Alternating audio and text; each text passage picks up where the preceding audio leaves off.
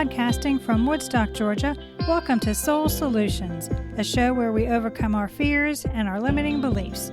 I'm your host, author, and certified life coach, Terry Kozlowski. Hello, warriors. Welcome to a special edition of the Soul Solutions podcast called Ask Terry. I have a special guest with me today, my son, Joshua Kasperick. He will help facilitate the show today. Welcome, Josh. Hi, Terry. Today, I believe we're talking about resiliency. Our main question right now is, what is it and why is it so important to us? Resiliency is about getting up again. It's about when obstacles get on our way that we still pursue and still move forward, whether it's through small action steps or being proactive when there's circumstances that arise that cause us to pause. So the importance of it is when we've had a huge setback. So for example, I am a victim of childhood trauma, and to survive that, there's something inside of me that came out that allowed me to overcome my fears and limiting beliefs, to move forward and live a fabulous life where dreams come true, miracles happen on an everyday basis. And there I see the synchronicities of my life showing that all of my dreams, all of the things that I'm working towards are slowly coming to fruition.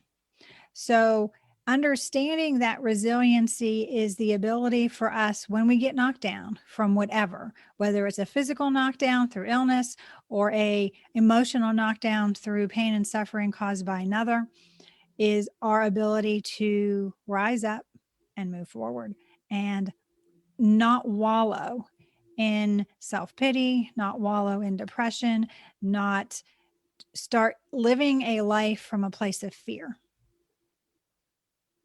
Okay, Terry. I believe the next question is how to become more resilient.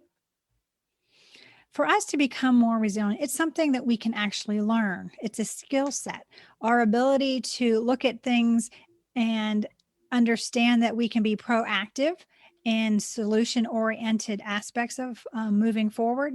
So things like when some situation at work occurs and something is delayed, and that delay causes a domino effect in being able to produce your product in an assembly line or whatever manufacturing that you are in, being able to say, okay, we can't work on this, but we could work on these other things until that part comes in. Being able to adjust and to maneuver around the current setback and still move forward until whatever needs to be resolved can be resolved. So understanding that building our resiliency is based on that aspect, as well as looking at the lessons we can learn from the circumstances. So I believe that everything that happens to us happens for a reason. It's either to help us, and I mean that by either learning something from it or to help others. And a lot of times we look at bad things that happen to us, and don't see that it has potential good in it. And being resilient means that we look for those lessons in our lives from the circumstances that are bad, or the circumstances we think are bad, or the circumstances that arise because what we wanted, what we anticipated, what we hoped for is not exactly what occurred.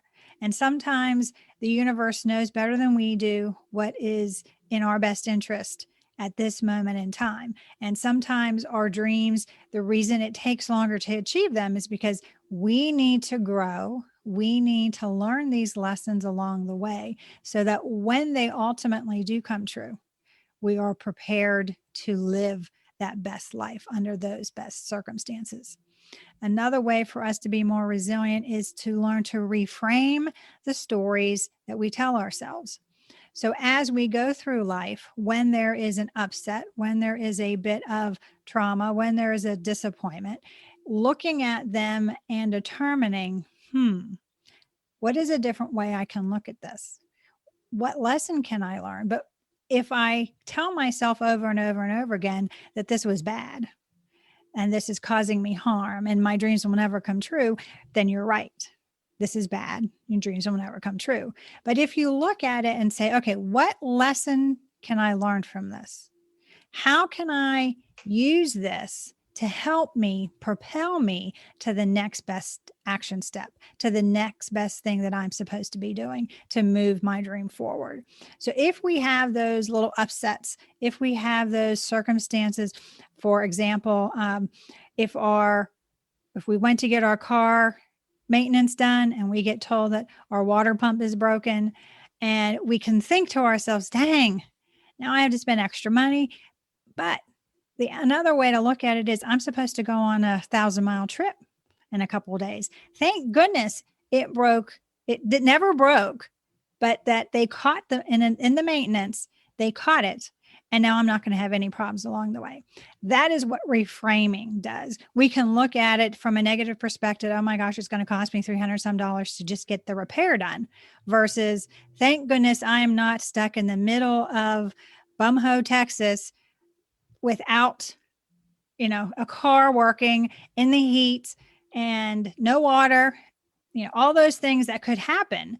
And we can look at it and reframe it in a way that we can be thankful that what occurred happened. Again, this goes back to accepting what is. When we accept what is, resiliency easily occurs.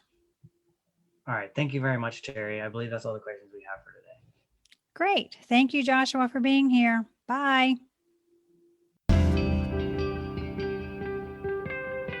Thanks for listening to Soul Solutions with Terry Kozlowski. If you'd like the show and want to learn more, check out terrykozlowski.com, where you can find the links to everything we talked about in this episode. Please subscribe to the show so you'll never miss an episode as we overcome our fears and our limiting beliefs.